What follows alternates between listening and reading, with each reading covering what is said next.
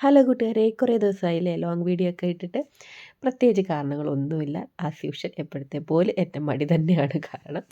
അപ്പം ഇന്ന് ഈ വീഡിയോ കുറച്ച് ദിവസം മുമ്പ് എടുത്തിട്ടുള്ളതാണ്. അപ്പോൾ അന്ന് നല്ല സ്നോ ഒക്കെ വീഴുന്ന ഒരു ദിവസമായിരുന്നു കേട്ടോ. അങ്ങനെ ഹെവി സ്നോ ഒന്നും ഇല്ലായിരുന്നു, ഒരു ലൈറ്റ് സ്നോ ഒക്കെ ആയിരുന്നു.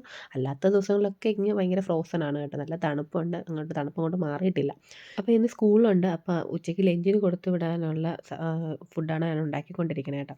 അപ്പോൾ റാഡിഷിനെ ഒന്ന് ഗ്രേറ്റ് ചെയ്തിട്ട് അതിൽ ഇച്ചിരി ഉപ്പൊക്കെ ഇട്ട് കൊടുത്തിട്ട് അതിൻ്റെ വെള്ളമൊക്കെ ഒന്ന് പിഴിഞ്ഞ് കളയുന്നുണ്ട്. എന്നിട്ട് ഇതിനെ ഗോതമ്പ് പൊടിയിലേക്ക് മിക്സ് ചെയ്തിട്ട് ഒരു പറാത്ത പോലെ ഉണ്ടാക്കാമെന്നാണ് ഞാൻ വിചാരിച്ചത്. എന്നിട്ടൊരു കറിയും വെക്കാമെന്ന്. അപ്പം റാഡിഷ് കുറച്ചുണ്ടായിരുന്നു, കുറച്ച് വാടിയതായിരുന്നു. വാടിയതല്ല, ഇങ്ങനെ കുറച്ച് ഹാർഡായതായിരുന്നു. കുറച്ച് ദിവസമായി വാങ്ങിച്ച് വെച്ചിട്ട്. അപ്പം ഞാനതിങ്ങനെ സാമ്പാറിലൊക്കെ മാത്രമാണ് ഇടാറുള്ളത്. പിന്നെ പൊതുവേ പിള്ളേർക്ക് ഇതുപോലത്തെ കാര്യങ്ങളൊന്നും കഴിക്കാൻ വലിയ ഇൻട്രസ്റ്റ് ഉണ്ടാകത്തില്ലല്ലോ. അപ്പം ഇതുപോലെ ചപ്പാത്തിക്കുള്ളിലൊക്കെ ഗ്രേറ്റ് ചെയ്തൊക്കെ ഇങ്ങനെ ഫില്ല് ചെയ്ത് കൊടുക്കാമെങ്കിൽ പിന്നെ അവർ കഴിച്ചോളുമല്ലോ എന്ന് വിചാരിച്ചിട്ടാണ് ഞാൻ ഇങ്ങനെ ചെയ്തത്. പിന്നെ ഞാൻ കുറച്ച് മസാലയൊക്കെ ഇട്ട് കൊടുത്തിട്ടുണ്ട് കേട്ടോ. കുറച്ച് എരിവൊക്കെ ആയിക്കോട്ടെ എന്ന് വിചാരിച്ചു. ഒരു സ്മെല്ലൊക്കെ വരുമല്ലോ നല്ല മസാലയുടെ. ഇതിൻ്റെ കൂടെ വെറുതെ നമുക്ക് എന്താണ് കേട് വെച്ച് കഴിച്ചാൽ നല്ല ടേസ്റ്റായിരിക്കും. അങ്ങനെ ഇവിടെ ഉണ്ട് ലൈറ്റായി ഇങ്ങനെ സ്നോ വീണ് തുടങ്ങിയിട്ടുണ്ട് കേട്ടോ. വലിയ ഹെവി ആയിട്ടൊന്നുമല്ല. അങ്ങനെ ഞാൻ പറാട്ടയൊക്കെ ഒന്ന് ചുട്ടെടുത്തു. പിന്നെ ഞാൻ വിചാരിച്ചു കറി വേണ്ട, ഇവർക്ക് റോളാക്കി കൊടുക്കാം. ഇവർക്ക് റോള് കഴിക്കാൻ ഭയങ്കര ഇഷ്ടമാണ് കേട്ടോ. അപ്പം പിന്നെ എഗ്ഗിനെ ഇതുപോലെ ഒന്ന് ഒഴിച്ചിട്ട് അതിൻ്റെ പുറത്തേക്ക് ചപ്പാത്തി വെച്ച് കൊടുത്തു. പിന്നെ അകത്ത് എന്തെങ്കിലും ഒന്ന് കഴിക്കാൻ കിട്ടട്ടെ എന്ന് വിചാരിച്ച് ഉള്ളിയും തക്കാളിയും കൂടെ ഒന്ന് വഴറ്റിയിട്ട് അതിന് മുകളിലായിട്ട് സോസൊക്കെ ഒഴിച്ച് കൊടുത്തിട്ട് ഇതുപോലെ ഒന്ന് റോൾ ചെയ്തെടുത്തു. പിന്നെ അലുമിനിയം ഫോയിൽ വെച്ചിട്ട് ഒന്ന് റാപ്പ് ചെയ്തെടുക്കുന്നുണ്ട്. ചില സമയത്ത് ഫില്ലിംഗ് ഒക്കെ വെളിയിൽ പോകാൻ ചാൻസ് ഉണ്ട് ഇവർ ഫുഡ് കഴിക്കുന്ന സമയത്ത് ഉച്ചയൊക്കെ ആകുമ്പോൾ. അപ്പോൾ രാവിലത്തെ പരിപാടിയൊക്കെ കഴിഞ്ഞ് ഇവരെ ഞാൻ സ്കൂളിലൊക്കെ വിട്ടു. അങ്ങനെ ഇപ്പോൾ ഈവനിങ് ആയിട്ടുണ്ട് കേട്ടോ. അപ്പോൾ ഈവനിങ് ഞങ്ങളിപ്പോൾ ഈ രാത്രി സമയമാണെന്ന് നിങ്ങൾ വിചാരിക്കും. പക്ഷേ ഇപ്പോൾ സമയം ഇപ്പോൾ ഒരു 5 മണി ആയിട്ടേ ഉള്ളൂ കേട്ടോ. നല്ല ഇരുട്ടായിരുന്നു. അപ്പം ഞാനും ഏട്ടനും ഇബ്രാൻകുട്ടിയും കൂടെ വഷിക്കുട്ടിയുടെ സ്കൂളിലേക്ക് വന്നതാണ് കേട്ടോ. ഇന്ന് വഷിക്കുട്ടിക്ക് ഇവിടെ ഒരു മ്യൂസിക് കോമ്പറ്റീഷൻ നടക്കുന്നുണ്ടായിരുന്നു. അപ്പോൾ ഈ ഒരു കോമ്പറ്റീഷൻ സ്കൂൾ ടൈം കഴിഞ്ഞിട്ടായിരുന്നു കേട്ടോ. അപ്പോൾ അതുകൊണ്ട് വഷിക്കുട്ടി സ്കൂളിൽ നിന്ന് തിരിച്ച് വീട്ടിൽ വന്നില്ല. അപ്പം ഞങ്ങൾ ഡയറക്റ്റ് ഇങ്ങോട്ട് വരുമായിരുന്നു. അപ്പോൾ ഇതിൻ്റെ ചെറിയൊരു ഷോർട്സ് വീഡിയോ ഞാൻ ഇട്ടിട്ടുണ്ടായിരുന്നു കേട്ടോ, അവൾ പാട്ട് പാടിയതിൻ്റെ.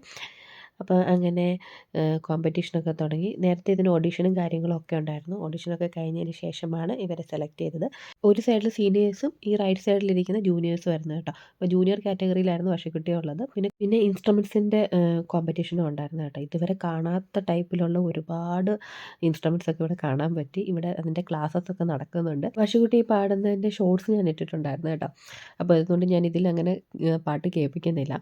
അപ്പോൾ ഇത് നമുക്ക് ഡയറക്റ്റ് ലൈവ് മ്യൂസിക്കിൻ്റെ കൂടെ പാടാൻ ചാൻസ് ഉണ്ടായിരുന്നു. ഇല്ലാന്നുണ്ടെങ്കിൽ കരോക്കെ. അപ്പോൾ അവൾ ചൂസ് ചെയ്ത് അവിടെ സാറിൻ്റെ കൂടെ തന്നെ പിയാനോ വെച്ചിട്ട് പാടാനുള്ളതായിരുന്നു. പിന്നെ ഇതുവരെ കാണാത്ത ടൈപ്പിൽ കുറേ ഇൻസ്ട്രുമെൻറ്റ്സ് ഒക്കെ ഉണ്ടായിരുന്നു കേട്ടോ. എപ്പോഴും ഞാൻ ഈ വീഡിയോ എടുക്കുന്ന സമയമാകുമ്പോൾ എൻ്റെ മൊബൈലിൽ മെമ്മറി ഫുള്ളാവും. അത് ഞാൻ വീഡിയോ ഇടാതെ വരുമ്പോൾ ഉള്ളതെല്ലാം അതിലങ്ങനെ സ്റ്റോറായി കിടക്കുന്നതാണ്. പക്ഷേ ഡിലീറ്റ് ചെയ്യാനുള്ള മനസ്സ് വരാത്തത് കൊണ്ട് പിന്നെയുള്ള വീഡിയോസ് ഒന്നും എടുക്കാൻ പറ്റാതെ, അതുകൊണ്ട് കുറച്ച് കുറച്ച് ക്ലിപ്പിങ്സ് മാത്രം തന്നെ എടുക്കാൻ പറ്റിയത്. അപ്പോൾ അതിൽ ഞാൻ കുറേ എടുത്ത് വെച്ചിട്ടുണ്ടായിരുന്നു. പക്ഷേ വീഡിയോ ഇപ്പം നോക്കുമ്പോൾ അതൊന്നും കാണുന്നില്ല, എവിടെ പോയെന്നറിയില്ല. ചിലപ്പോൾ ഞാൻ തന്നെ മെമ്മറി ഫുള്ളായതുകൊണ്ട് ഡിലീറ്റ് ചെയ്ത് കാണും ഏതെങ്കിലും വീഡിയോ എടുത്ത സമയത്ത്. ഈ ഇൻസ്ട്രുമെൻറ്റ്സ് കണ്ടോ, ഒരു വെറൈറ്റി ആയില്ലേ. ഇത് ഞാൻ ആദ്യമായിട്ടാണ് കാണുന്നത് കേട്ടോ. ഇതുപോലെ വെറൈറ്റി കുറേ ഇൻസ്ട്രുമെൻറ്റ്സ് ഉണ്ടായിരുന്നു. അപ്പോൾ അതിൻ്റെയൊക്കെ വീഡിയോ ഞാൻ എടുത്തിട്ടുണ്ടായിരുന്നു. പക്ഷേ ഇപ്പോൾ ഒന്നും കാണുന്നില്ല.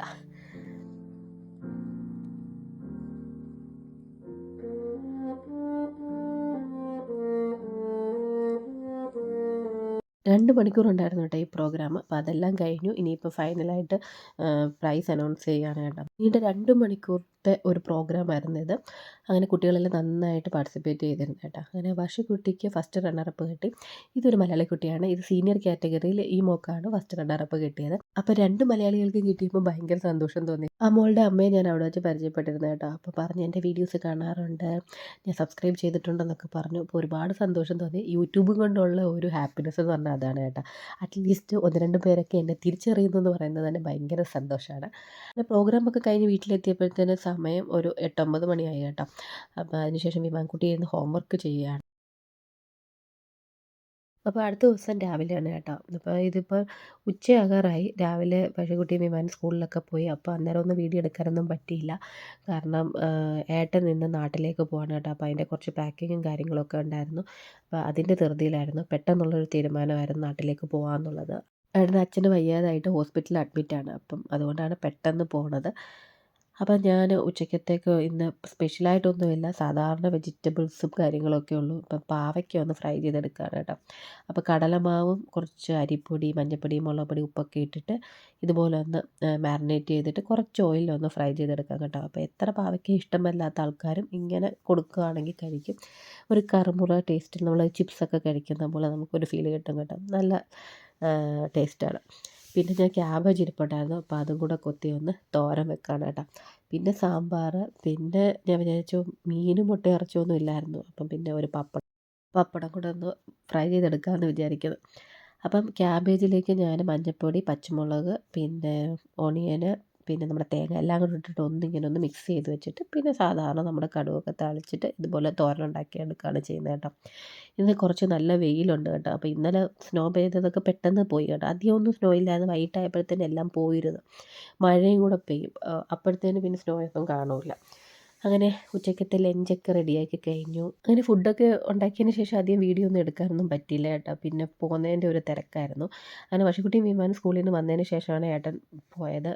നേരെ പോകുന്നത് എഡൻബർഗിലെ ഫ്രണ്ടിൻ്റെ വീട്ടിലേക്കാണ്. അവിടുന്ന് അടുത്ത ദിവസം രാവിലെയാണ് ഫ്ലൈറ്റ് നാട്ടിലേക്കുള്ളത്. അങ്ങനെ ചേട്ടൻ എല്ലാവരോടും യാത്രയൊക്കെ പറഞ്ഞ് പോയി കേട്ടോ.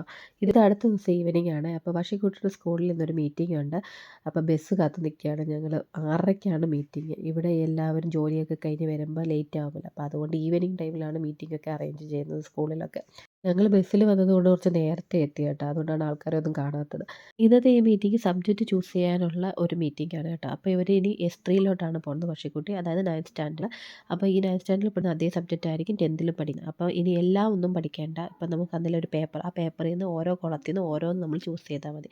മൊത്തത്തിലൊരു 10 സബ്ജക്റ്റ്. അപ്പോൾ ഇതിൽ ഏറ്റവും ഇഷ്ടപ്പെട്ട സബ്ജക്റ്റുകൾ നമുക്ക് ചൂസ് ചെയ്യാൻ പറ്റും. ഇപ്പോൾ ഒരു എക്സാമ്പിൾ പറയുകയാണെങ്കിൽ ചിലർക്ക് ഹിസ്റ്ററി ഇഷ്ടപ്പെടും, ചിലർക്ക് ജോഗ്രഫി ഇഷ്ടപ്പെടില്ല. അപ്പോൾ അതിലേതെങ്കിലും ഒന്ന് എടുത്താൽ മതി. മൊത്തത്തിൽ പിള്ളേർക്ക് നല്ല കംഫർട്ടാണ് കേട്ടോ. ഏറ്റവും ഇഷ്ടപ്പെട്ടത് തന്നെ പഠിക്കാം.